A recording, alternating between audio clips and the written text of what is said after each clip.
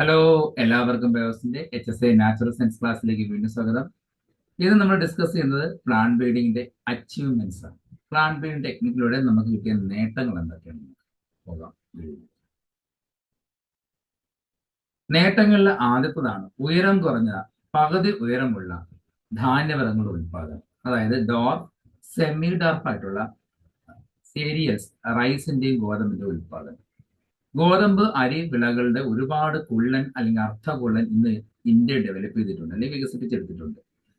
മെക്സിക്കോയിലുള്ള CIMMYT, അതായത് international wheat and mice improvement സെന്ററിൽ ഒരുപാട് ഡോർ വെറൈറ്റികളെ ഡെവലപ്പ് ചെയ്തിട്ടുണ്ട്. അതിന് കാരണമായ സയന്റിസ്റ്റ് എന്ന് പറയുന്നത് ലോകത്ത് തന്നെ ഗ്രീൻ റവല്യൂഷൻ, ഹരിത വിപ്ലവത്തിന്റെ പിതാവ് എന്നറിയപ്പെടുന്ന നോർമൻ ബോർലോഗ് ആണ്. പുള്ളി എന്താ ചെയ്തതെന്ന് വെച്ചാൽ ഒരു ജപ്പാന്റെ ഇനമായിട്ടുള്ള നോറിൻ ടെന്നിലെ ജീനുകളെ വെച്ചുകൊണ്ട് ആ കുള്ളൻ ചെടികളിൽ നിന്നും ഗോതമ്പിന്റെ കുള്ളൻ വെറൈറ്റികൾ ഉൽപ്പാദിപ്പിച്ചത്. മെക്സിക്കോയിലാണ് നല്ല വെറൈറ്റി ആയിട്ടുള്ള ഡോഫ് വെറൈറ്റി ആയിട്ടുള്ള ഗോതമ്പിനെ കൂടുതലും ഡെവലപ്പ് ചെയ്തെടുത്തത്. അത് നോർമൻ ബോർലോഗ് ആണ്. അതിന് ഉപയോഗിച്ചത് ജാപ്പാനീസ് വെറൈറ്റി ആയിട്ടുള്ള നോറിൻ ടെൻ ആണ് ഉപയോഗിച്ചിരിക്കുന്നത്. ഇത് ഇന്ത്യയിലേക്ക് കൊണ്ടുവന്നത് MS സ്വാമിനാഥനാണ്. ഗ്രീൻ റവല്യൂഷന്റെ പിതാവ് എന്നറിയപ്പെടുന്ന, ഇന്ത്യയിലെ ഗ്രീൻ റവല്യൂഷന്റെ പിതാവ് എന്നറിയപ്പെടുന്ന MS സ്വാമിനാഥനാണ് ഈ മെക്സിക്കൻ വെറൈറ്റി ഇന്ത്യയിലേക്ക് കൊണ്ടുവന്നത്. അങ്ങനെ 1963 ICAR അല്ലെങ്കിൽ Iker, Indian council of agriculture research, ഈ CIMMYT നിന്നുള്ള ഈ കുള്ളൻ ചെടികളിൽ നിന്നും കല്യാൺ സൊണാലിക പോലുള്ള സെമി ഡോർഫ് ആയിട്ടുള്ള വീറ്റുകളെ ഉൽപ്പാദിപ്പിച്ചു. അപ്പോൾ മെക്സിക്കോയിൽ നിന്ന് ഇറക്കുമതി ചെയ്ത ഈ കുള്ളൻ വെറൈറ്റികളിൽ നിന്നും ഇന്ത്യ എന്ത് ചെയ്തു? സെമി ഡോർഫ് ആയിട്ടുള്ള കല്യാൺ സോണാലിക പോലുള്ള ഗോതമ്പുകളെ ഉൽപ്പാദിപ്പിച്ചത്. ഇത് ഇന്ത്യയിൽ ഡെവലപ്പ് ചെയ്യുന്ന പല സെമി ഡോർഫ് വെറൈറ്റി ഗോതമ്പുകളുടെ പ്രത്യേകത വെള്ളം കെട്ടി നിൽക്കുന്ന പ്രദേശത്ത് അതിനെ ചെറുക്കാൻ, അതിനെ പ്രതിരോധിക്കാൻ കപ്പാസിറ്റി ഉള്ളതും വളങ്ങളോട് നന്നായിട്ട് പ്രതികരിക്കാൻ കഴിവുള്ളതുമായിരിക്കും. അങ്ങനെ കഴിവുള്ള സെമി ഡോർഫ് ഗോതമ്പുകളാണ് ഇന്ത്യ കൂടുതലും ഡെവലപ്പ് ചെയ്യുന്നത്. ഇതേപോലെ തന്നെ അർദ്ധകുള്ളൻ സെമി ഡോർഫ് ആയിട്ടുള്ള ഒരുപാട് റൈസ് വെറൈറ്റികളും ഇന്ത്യയിലേക്ക് കൊണ്ടുവന്നിട്ടുണ്ട്. അതിന് കാരണമായ ജീനാണ് DGO ഊജൻ, അതായത് DGN ഊജനുള്ള ജീനുകളുള്ള റൈസ് വെറൈറ്റികളെ ഇന്ത്യയിലേക്ക് കൊണ്ടുവന്ന് ഇന്ത്യ അതിൽ നിന്നും പുതിയ വെറൈറ്റികൾ ഉൽപ്പാദിപ്പിച്ചു. നേരത്തെ ഗോതമ്പ് ഉൽപ്പാദിപ്പിച്ചതുപോലെ ഇന്ത്യ റൈസും ഉൽപ്പാദിപ്പിച്ചിട്ടുണ്ട്.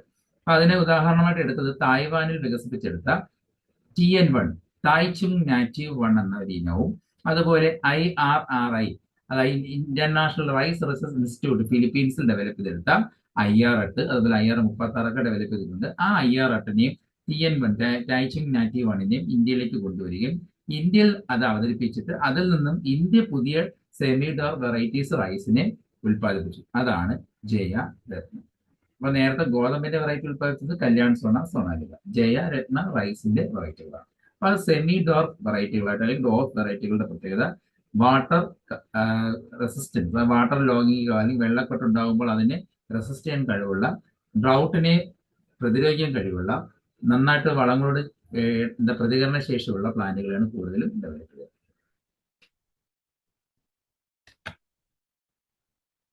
അടുത്തതാണ് ഇന്ത്യൻ കരിമ്പുകളുടെ കുലീനവൽക്കരണം, അതായത് നൊബലൈസേഷൻ എന്ന് പറയാം. കരിമ്പുകൾ പ്രധാനമായിട്ടും രണ്ട് തരത്തിലുണ്ട്. ഒന്ന്, നോർത്ത് ഇന്ത്യയിൽ ഏറ്റവും കൂടുതൽ വളരുന്ന ഒരു കരിമ്പാണ് സക്കാരൻ ബാർബറി. ഇത് കാഠിന്യമുള്ള കട്ടിയുള്ള കരിമ്പാണ്. എന്നാൽ അതിനകത്ത് ഷുഗർ ഈൽഡ്, പഞ്ചസാര അളവ് വളരെ കുറവായിരിക്കും. ഇത് നോർത്തിൽ മാത്രമേ വളരത്തുള്ളൂ. സൗത്തിൽ വളരുന്ന, നോർമലി വളരുന്ന കട്ടിയുള്ള നല്ല വണ്ണമുള്ള ഒരുപാട് പഞ്ചസാരയുടെ അളവ് കൂടുതലുള്ള കരിമ്പാണ് സക്കാരം ഒബിഷ്നാർ. എന്നാൽ ഈ സക്കാരം ഒബിഷ്നാർ നോർത്തിൽ വളരത്തില്ല. അവിടുത്തെ ക്ലൈമറ്റുമായിട്ട് ചേരാത്തതുകൊണ്ട് നോർത്തിൽ വളരത്തില്ല. അപ്പോൾ ഈ രണ്ട് കരിമ്പുകളെയും ക്രോസ് ചെയ്തുകൊണ്ട് പുതിയൊരു വെറൈറ്റി കരിമ്പ് ഉണ്ടാക്കി നല്ല കട്ടിയുള്ള, വണ്ണമുള്ള, ഒരുപാട് പഞ്ചസാരമുള്ള ഒരു കരിമ്പിനെ ഉൽപ്പാദിപ്പിച്ചു. ഈ കരിമ്പ് നോർത്തിലും വളരാൻ തുടങ്ങി.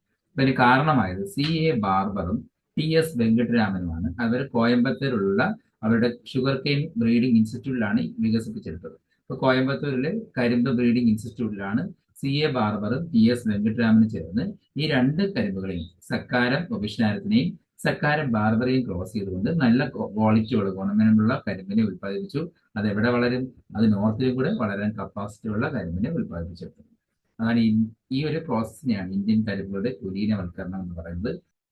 തിനകളിൽ സങ്കര സിന്തറ്റിക് ഇനങ്ങളുടെ വികസനം. ഒരുപാട് മില്ലറ്റ്സിന്റെ വെറൈറ്റികൾ ഇന്ന് ഉൽപ്പാദിപ്പിച്ചിട്ടുണ്ട്. അതായത് ചോളം, സ്വർഗം, പേൾ മില്ലറ്റ് പോലുള്ള ഒരുപാട് സങ്കര ഇന ഹൈബ്രിഡുകളുടെ മില്ലറ്റ്സിനെ ഇന്ന് ഇന്ത്യ ഡെവലപ്പ് ചെയ്തിട്ടുണ്ട്. 1957 ആദ്യമായിട്ട് ചോളത്തിന്റെ ഹൈബ്രിഡ് ഇറക്കുന്നത്. ഗംഗ എന്ന പേരിലാണ് ചോളത്തിന്റെ ഹൈബ്രിഡ് ആദ്യമായിട്ട് ഇറക്കുന്നത്. ഇന്ന് ചോളത്തിന്റെ ഒരുപാട് വെറൈറ്റികളുണ്ട്. ഗംഗയുടെ തന്നെ പല സീരീസ് ഉണ്ട്. അതിലൊന്നാണ് ഗംഗ സഫരി 2, മറ്റൊന്നാണ് ആഫ്രിക്കൻ ചോള്, മഞ്ചരി, ഡക്കാൻ തുടങ്ങിയതെല്ലാം അത് ഒരു ഹൈബ്രിഡ് പരമ്പരകളാണെന്ന് വെച്ചാൽ അതിന്റെ ഒരുപാട് സീരീസുകൾ ഇങ്ങനെ ഇറങ്ങിക്കൊണ്ടിരിക്കും. സ്വർഗം അഥവാ ജോവ അതിന്റെ വെറൈറ്റികളാണ് CSH സീരീസ്. സീരീസ് എന്ന് പറയുമ്പോൾ 1, 2, 3 അങ്ങനെ പല പല സീരീസിൽ ഇറങ്ങിയിട്ടുണ്ട്. അതുപോലെ ബജ്രയുടെയും ഒരുപാട് വെറൈറ്റി ഇറങ്ങിയിട്ടുണ്ട്. WCC 75, PHB 10, ICTP 8203, ശ്രദ്ധ, സബൂരി തുടങ്ങിയ പേരിലുള്ള ഒരുപാട് ബജ്ര ഇറങ്ങുന്നു. ഇവ എല്ലാത്തിന്റെ പ്രത്യേകത വാട്ടർ റെസിസ്റ്റന്റ് കപ്പാസിറ്റി ഉള്ളവരാണ്. അതായത് വാട്ടർ ഇല്ലെങ്കിൽ പോലും റെസിസ്റ്റ് ചെയ്യാൻ കപ്പാസിറ്റി ഉള്ള, വാട്ടർ സ്കേസിലുള്ള പ്ലാന്റ് സ്ഥലങ്ങളിൽ വളരാൻ കപ്പാസിറ്റി ഉള്ള പ്ലാന്റുകളാണ് ഇവർ കൂടുതൽ ഡെവലപ്പ് ചെയ്തിരിക്കുന്നത്. മറ്റൊരു അച്ചീവ്മെന്റ് ആണ് ഹൈബ്രിഡ് കോട്ടൺ, പരുത്തി. 1970 ഗുജറാത്തിലെ കാർഷിക സർവകലാശാലയുടെ സൂറത്ത് സ്റ്റേഷനിൽ H4 എന്ന പേരിൽ ഇന്ത്യയിലെ ആദ്യത്തെ പരുത്തിയുടെ ഹൈബ്രിഡ് ഡെവലപ്പ് ചെയ്തു. ആദ്യത്തെ പരുത്തിയുടെ ഹൈബ്രിഡ് H4 എന്ന പേരിൽ അറിയപ്പെടുന്നു. അതിനുശേഷം ഒരുപാട് ഇന്റർ വെറൈറ്റി അല്ലെങ്കിൽ ഇന്റർ സ്പെസിഫിക് കോട്ടൺ ഹൈബ്രിഡുകളെ, ഇന്റർ വെറൈറ്റികൾ, രണ്ട് വെറൈറ്റികളെ തമ്മിൽ ചേർത്തുകൊണ്ട് അല്ലെങ്കിൽ ഇന്റർ സ്പെസിഫിക് രണ്ട് സ്പീഷീസുകളെ തമ്മിൽ ചേർത്തുകൊണ്ട് കോട്ടൺ ഹൈബ്രിഡുകൾ വികസിപ്പിച്ചെടുക്കുന്നു. ഇന്ത്യ ഡെവലപ്പ് ചെയ്തിട്ടുണ്ട്. ഇത് ഹൈബ്രിഡ് പരുത്തികളുടെ വിസ്തൃതി, അതിന്റെ ഏരിയ ഇൻക്രീസ് ചെയ്യുകയും രാജ്യത്തെ പരുത്തിയുടെ ഉൽപ്പാദനം ഒരുപാട് കൂട്ടുകയും ചെയ്യും. എക്സാമ്പിൾ ആയിട്ടുള്ള ഹൈബ്രിഡ് വെറൈറ്റികളാണ് H4, വരലക്ഷ്മി, സാവിത്രി, NH44, ജയലക്ഷ്മി തുടങ്ങി. ഇതെല്ലാം കോട്ടന്റെ വെറൈറ്റികളാണ്. ഇതൊരു അച്ചീവ്മെന്റ്, പ്ലാന്റ് ബ്രീഡിങ്ങിന്റെ അച്ചീവ്മെന്റ് ഉൾപ്പെടുന്നതാണ്. പ്ലാന്റ് ബ്രീഡിങ്ങിന്റെ മറ്റൊരു അച്ചീവ്മെന്റ് ആണ് മോളിക്കുലർ ബ്രീഡിംഗ്. കുറച്ചുകൂടെ അഡ്വാൻസ്ഡ് ടെക്നോളജിയാണ്. ഈ ടെക്നോളജിയിലൂടെ നല്ല ക്വാളിറ്റിയുള്ള പ്ലാന്റുകളെ ക്രിയേറ്റ് ചെയ്യാൻ കഴിഞ്ഞിട്ടുണ്ട്. മാർക്കർ അസിസ്റ്റഡ് സെലക്ഷൻ അഥവാ marker aided selection, MAS programme, അതെന്ന് പറയുന്നത് ഒരു ഡിറ്റർമിനന്റ് ആയിട്ടുള്ള ഒരു ജീനിനെ ഉപയോഗിച്ചിട്ടായിരിക്കും ഈ ടെക്നോളജി ചെയ്യുന്നത്. ഒരു ജീൻ, ആ ജീൻ ഏത് ക്യാരക്ടറിനെ ഡിറ്റർമിൻ ചെയ്യുന്നു. ഫോർ എക്സാമ്പിൾ ആയിട്ട് ഏതെങ്കിലും ഒരു ഹൈ ഈൽഡ്, അല്ലെങ്കിൽ ഡിസീസ് റെസിസ്റ്റന്റ്, അല്ലെങ്കിൽ എബയോട്ടിക് സ്ട്രെസ് ടോളറൻസ്, അതായത് അജീവിയ ഘടകങ്ങളെ ചെറുക്കാനുള്ള കഴിവുള്ള ഏതെങ്കിലും ജീൻ, അല്ലെങ്കിൽ ക്വാളിറ്റി ഉള്ള എന്തെങ്കിലും ഒരു ക്വാളിറ്റി അതിന്റെ ബേസിലുള്ള ഒരു ജീൻ. ഈ ഒരു ജീനിനെ ഡയറക്റ്റ് ആയിട്ട് നമുക്ക് യൂസ് ചെയ്യാം. ഇങ്ങനെ പ്ലാന്റുകളെ ക്രോസ് ചെയ്യുമ്പോഴുള്ള കുഴപ്പം എന്തായിരിക്കും? നമ്മൾ കുറേ ജീനുകളെ എടുത്തിട്ടായിരിക്കും ക്രോസ് ചെയ്യുന്നത്. ആ ക്യാരക്ടേഴ്സുകളെ ക്രോസ് ചെയ്യുമ്പോൾ നമുക്ക് ആവശ്യമുള്ളതും ഇല്ലാത്തുള്ള ജീനുകളെല്ലാം ആ സന്താനങ്ങളിൽ വരും. എന്നാൽ നമ്മൾ മോളിക്കുലർ ബ്രീഡിങ്ങിലൂടെ നമ്മൾ ഉദ്ദേശിക്കുന്ന ജീനുകളെ മാത്രമായിട്ട് ഒരു ഇനത്തിൽ കൊണ്ടുവരാൻ കഴിയും. നോർമൽ ഹൈബ്രിഡൈസേഷനിലാകുമ്പോൾ നമുക്ക് വേണ്ടാത്ത ജീനുകളോടെ കടന്നു വരും. എന്നാൽ ഇതിലൂടെ ആകുമ്പോൾ നമുക്ക് വേണ്ട ജീനുകളെ മാത്രം സന്താനങ്ങളിലേക്ക് കൊണ്ടുവരാൻ പറ്റും. അതാണ് ഡിറ്റർമിനന്റ് ആയിട്ടുള്ള ജീനുകളെ വെച്ചിട്ടുള്ള ടെക്നോളജിയാണ് മോളിക്കുലർ ബ്രീഡിങ്. അത് ഡയറക്റ്റ് ആയിട്ട് ചെയ്യുന്നുണ്ട്, അല്ലാതെ ഇൻഡയറക്റ്റ് ആയിട്ട് പരോക്ഷമായിട്ട് അതിന്റെ ക്യാരക്ടേഴ്സ് ഉള്ള ജീനുകൾ വെച്ച് ചെയ്യാറുണ്ട്. ഇതാണ് ഒരു MAS പ്രോഗ്രാം കൊണ്ട് ഉദ്ദേശിക്കുന്നത്. അരിയുടെയും ചോളത്തിന്റെയും ഗോതമ്പിന്റെയും ഒക്കെ പല ഇനങ്ങളിൽ നിന്ന് MAS സഹായത്താൽ വികസിപ്പിച്ചെടുത്തിട്ടുണ്ട്. അത് വാണിജ്യപരമായിട്ട് റിലീസ് ചെയ്തിട്ടുണ്ട്. അതായത് മെച്ചപ്പെട്ട അഡ്വാൻസ്ഡ് ആയിട്ടുള്ള പുസ ബസുമതി 1 ബസുമതി റൈസിന്റെ ആണ്. അതുപോലെ നെല്ലിൻ്റെതാണെങ്കിൽ സാമ്പ മഹസൂരി, അതുപോലെ ചോളത്തിന്റെ ഹൈബ്രിഡ് ആണെങ്കിൽ വിവേക് QPM9 തുടങ്ങിയ എല്ലാ വെറൈറ്റികളും ഈ MAS പ്രോഗ്രാമിന്റെ ബേസിൽ നിർമ്മിച്ചതാണ്. അതായത് മോളിക്കുലർ ബ്രീഡിങ്ങിന്റെ സഹായത്തിൽ നിർമ്മിച്ചെടുത്ത വളരെ അഡ്വാൻസ്ഡ് ക്യാരക്ടേഴ്സ് ഉള്ള ഹൈബ്രിഡ് വെറൈറ്റികളാണ്. പ്ലാന്റ് ബ്രീഡിന്റെ നല്ലൊരു അച്ചീവ്മെന്റ് ആണ് ട്രാൻസ്ജീനിക് ഇനങ്ങൾ, ജനിതക മാറ്റം വരുത്തിയ ഇനങ്ങൾ. ജീനുകൾക്ക് മാറ്റം വരുത്തിയ പുതിയ പ്ലാന്റുകളെ ക്രിയേറ്റ് ചെയ്യുക. ഒരു എക്സാമ്പിൾ വെച്ച് പറയാം. സാധാരണ പരുത്തി ഒരു കോട്ടൺ ചെടിയുണ്ട്. ഈ കോട്ടൺ ചെടിയെ നശിപ്പിക്കുന്ന ബോൾവേം ഉണ്ട്. ഈ ബോൾവേമിൽ നിന്ന് റെസിസ്റ്റ് ചെയ്യാൻ വേണ്ടി ബാസിലസ് തുറിഞ്ചിയൻസ് എന്ന ബാക്ടീരിയയുടെ ബോഡിയിൽ പ്രൊഡ്യൂസ് ചെയ്യുന്ന ഒരു വിഷം. ബാസിലസ് തുറിഞ്ചിയന്റെ ബോഡിയിൽ കാണപ്പെടുന്ന ജീനുണ്ട്. അവരുടെ പ്ലാസ്മയിലുള്ള ജീനാണ് BT ടോക്സിക് ജീൻ. ഈ ജീൻ കാരണം ബാക്ടീരിയയുടെ ബോഡിയിൽ ഒരു ടോക്സിക് വിഷം പ്രൊഡ്യൂസ് ചെയ്യുന്നുണ്ട്. ഈ വിഷം ബാക്ടീരിയയുടെ ബോഡിയിൽ ഇനാക്റ്റീവ് ആയിരിക്കും, പ്രോട്ടോക്സിൻ രൂപത്തിൽ കാണപ്പെടും. ഇത് ഏതെങ്കിലും ഇൻസെക്ടിന്റെ ഉള്ളിൽ ചെന്ന് കഴിഞ്ഞാൽ സ്റ്റൊമക്കിലെ ആൽക്കലൈൻ പീച്ചിന്റെ പ്രസൻസിൽ ഈ ടോക്സിൻ പ്രോട്ടീൻ ആക്റ്റീവ് ആവുകയും ആ ഇൻസെക്ടിന്റെ സ്റ്റൊമക്കിലെ എപ്പിത്തീലിയൽ സെൽസുമായി ബൈൻഡ് ചെയ്ത് അവിടുത്തെ സെല്ലുകളെ ലൈസിസ് നടത്തി നശിപ്പിച്ചു കളഞ്ഞ് സ്റ്റൊമക്കിലെ പോറ് വീഴുകയും ആ ഇൻസെക്ട് ചത്തുപോവുകയും ചെയ്യും. അപ്പോൾ ബാക്ടീരിയയുടെ ബോഡിയിൽ ഇനാക്റ്റീവ് ആയിട്ടുണ്ടാകുന്ന ഒരു വിഷം അത് ബാക്ടീരിയയുടെ ബോഡിയിൽ പ്രൊഡ്യൂസ് ചെയ്യുന്നത്. ആ കാരണമായ ബാക്ടീരിയയുടെ പേരാണ് ബാസിലസ് തുറിഞ്ചിയൻസിസ്. ഈ ജീനിനെ, ആ വിഷത്തിനെ പ്രൊഡ്യൂസ് ചെയ്യുന്ന ജീനിനെ കട്ട് ചെയ്തെടുത്തിട്ട് കോട്ടന്റെ ന്യൂക്ലിയസിനുള്ളിലേക്ക്, ഒരു സെല്ലിൻ ന്യൂക്ലിയസിലേക്ക് ഈ ജീനിനെ ട്രാൻസ്ഫർ ചെയ്തു. അപ്പോൾ ബാസിലസ് തുറിഞ്ചിയൻസിലെ ആ വിഷം പ്രൊഡ്യൂസ് ചെയ്യാൻ കാരണമായ ജീനിനെ കണ്ടെത്തി കട്ട് ചെയ്ത് കോട്ടൺ ചെടിയുടെ ഒരു സെല്ലിന്റെ ന്യൂക്ലിയസിലേക്ക് ഈ ജീനിനെ ട്രാൻസ്ഫർ ചെയ്തു. ഇപ്പോൾ ആ കോട്ടന്റെ സെല്ലിന്റെ പ്രത്യേകത നോർമൽ ജീൻ അല്ല, പുറത്തുനിന്നുള്ള ഒരു ഫോറിൻ ജീൻ കൊണ്ട് മോഡിഫൈ ചെയ്തിട്ടുണ്ട്. അതുകൊണ്ട് ആ സെല്ലിനെ നമുക്ക് മോഡിഫൈഡ് സെൽ എന്ന് പറയും, ജനറ്റിക്കലി മോഡിഫൈഡ് സെല്ലും. അത് വളർന്നുണ്ടായി വരുന്ന ഒരു പ്ലാന്റിനെ ജനറ്റിക്കലി മോഡിഫൈഡ് പ്ലാന്റ് എന്ന് പറയാം, അതായത് ജനിതക മാറ്റം വരുത്തിയ പ്ലാന്റ് അല്ലെങ്കിൽ ട്രാൻസ്ജീനിക് പ്ലാന്റ് എന്ന് പറയാം. ഇങ്ങനെ ജീനുകൾക്ക് മാറ്റം വരുത്തുമ്പോഴാണ് ആ പ്ലാന്റുകളെ ട്രാൻസ്ജീനിക് പ്ലാന്റ്സ് അല്ലെങ്കിൽ ജനറ്റിക്കലി മോഡിഫൈഡ് പ്ലാന്റ് എന്ന് അറിയപ്പെടുന്നു. ഇത് വളരെ അഡ്വാൻസ്ഡ് ടെക്നോളജിയാണ്, റീകോംബിനന്റ് DNA ടെക്നോളജി എന്നാണ് അറിയപ്പെടുന്നത്, അല്ലെങ്കിൽ ബയോടെക്നോളജിയുടെ അഡ്വാൻസ്ഡ് മെത്തേഡാണ്. ജീനുകൾക്ക് മാറ്റം വരും. ഇപ്പൊ എന്തായിരിക്കും പ്രത്യേകത? ആ പുതിയ കോട്ടന്റെ പ്രത്യേകത, ആ കോട്ടന്റെ ഓരോ സെല്ലുകളിലും ബാക്ടീരിയയുടെ ബോഡി പ്രൊഡ്യൂസ് ചെയ്ത പോലുള്ള ഇനാക്റ്റീവ് പ്രോട്ടീൻ ഇത് പ്രൊഡ്യൂസ് ചെയ്യും. ഇത് ഇനാക്റ്റീവ് ആയിട്ടിരിക്കും. ഈ കോട്ടൺ ബോൾമേം എന്ന് അതിനെ നശിപ്പിക്കുമ്പോൾ ഉള്ളിലേക്ക് ഈ കോട്ടന്റെ ഭാഗങ്ങൾ ചെല്ലുകയും സ്റ്റൊമക്കിൽ ഈ പ്രോട്ടീൻ ചെല്ലുകയും ആക്റ്റീവ് ആവുകയും ആ ബോൾമേമിന്റെ സ്റ്റൊമക്കിലെ ഹോൾ ഉണ്ടാക്കി അതിനെ നശിപ്പിച്ച് കളയുകയും ചെയ്യും, കൊന്നുകളയും ചെയ്യും. അപ്പോൾ വിഷം പ്രൊഡ്യൂസ് ചെയ്യാനുള്ള ജീനിനെ പുറത്തുനിന്ന് കണ്ടെത്തി കോട്ടന്റെ ചെടിയിലേക്ക് ട്രാൻസ്ഫർ ചെയ്തിരിക്കുകയാണ്. ഇത്തരം ട്രാൻസ്ജീനിക് ആയിട്ടുള്ള വിളകൾ ഉപയോഗിച്ചുകൊണ്ട് ഇന്ന് ഒരുപാട് ഈൽഡ് കൂട്ടുന്നുണ്ട്. കോട്ടൺ വേൾവേം വന്ന് ചെടിയെ നശിപ്പിക്കുന്നുണ്ടല്ലേ ഈൽഡ് കുറയുന്നത്. അപ്പോൾ അത് കൂട്ടാൻ വേണ്ടി ഈ കോട്ടൺ വേൾവേമിനെ നശിപ്പിച്ച് കളയുക, അതിന് കാരണമാവുന്ന മറ്റൊരു ജീനിനെ കൊണ്ടുവരിക. ഇങ്ങനെ ജനിതക മാറ്റം വരുത്തി ഒരുപാട് വെറൈറ്റികളിൽ നിന്ന് ഉത്പാദിപ്പിക്കുക.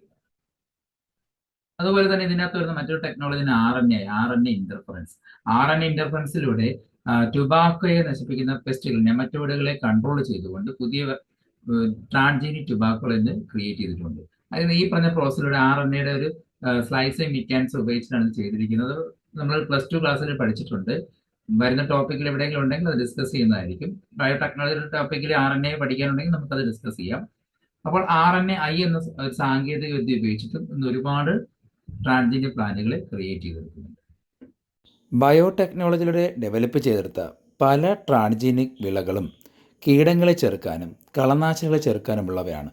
ഭക്ഷ്യയോഗ്യമായിട്ടുള്ള പലതിനെയും ഇന്ന് ബാൻ ചെയ്തിരിക്കുകയാണ്. കാരണം ഇത്തരം വിഷം പ്രൊഡ്യൂസ് ചെയ്യുന്ന പ്രോട്ടീനുകൾ മനുഷ്യന് ഉള്ളിൽ ചെന്ന് കഴിഞ്ഞാൽ ആപത്താകും എന്നതുകൊണ്ട് തന്നെ പല ട്രാൻസ്ജീനിക് വിളകളെയും ഇന്ന് ബാൻ ചെയ്തിട്ടുണ്ട്. എന്നാൽ കീടങ്ങളെ ചെറുക്കാനുള്ളതും അതുപോലെ തന്നെ കളനാശിനികളെ ചെറുക്കാനുള്ള ഒരുപാട് ട്രാൻസ്ജീനിക് വിളകൾ ഇന്ന് ഡെവലപ്പ് ചെയ്തിട്ടുണ്ട്. നമ്മൾ ഹെർബിസൈഡ്സ് അഥവാ കളനാശിനികൾ ഉപയോഗിക്കുന്നു. എങ്ങനെയാണ്?